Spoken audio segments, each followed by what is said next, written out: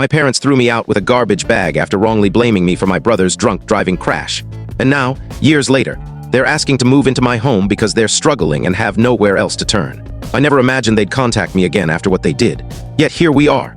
I'm 25 now, and out of nowhere, my parents have asked if they can live in my house. These are the same parents who forced me out when I was 17. They handed me a trash bag for my belongings and shut the door in my face. It all stemmed from my brother's drunk driving accident, which they somehow pinned on me. Let me give some background. I grew up with one sibling, my older brother, let's call him Matt, now 27.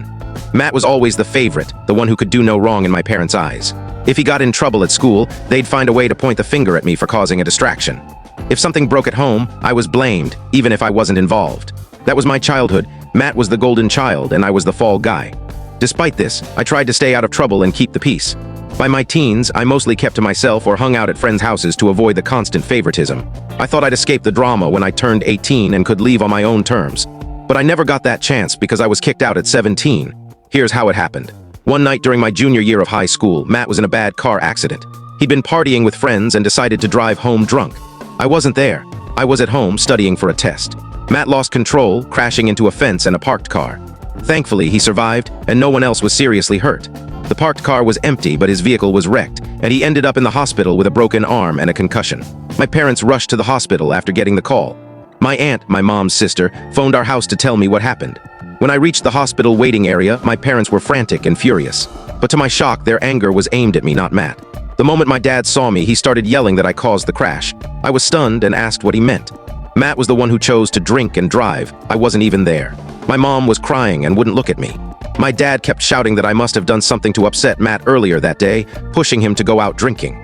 That evening, we'd had a minor sibling argument over dinner. I'd teased Matt about his new girlfriend in front of our parents. Lighthearted stuff, nothing serious. He got embarrassed and upset. Dad scolded me at the table for disrespecting my brother. Matt left the house afterward, likely to let off steam with friends. That was the last I saw of him until after the crash. In my dad's mind, that small dinner spat directly led to Matt's drunk driving accident later that night. It was illogical. Matt was nearly 19, an adult responsible for his own choices. I didn't force him to drink or drive, but my dad wouldn't hear it. In the waiting room, he got in my face, screaming that I'd driven Matt to this. He claimed I stressed Matt out, making him reckless. He yelled, "Your brother could have died and it would have been on you." It was so unfair I couldn't process it. I was a 17-year-old being blamed for something beyond my control. Even as I tried to explain that I didn't mean to upset Matt, and that he made his own choices, my dad shut me down, saying I'd done enough damage. The situation got so heated that hospital staff asked us to leave because my dad was causing a disturbance.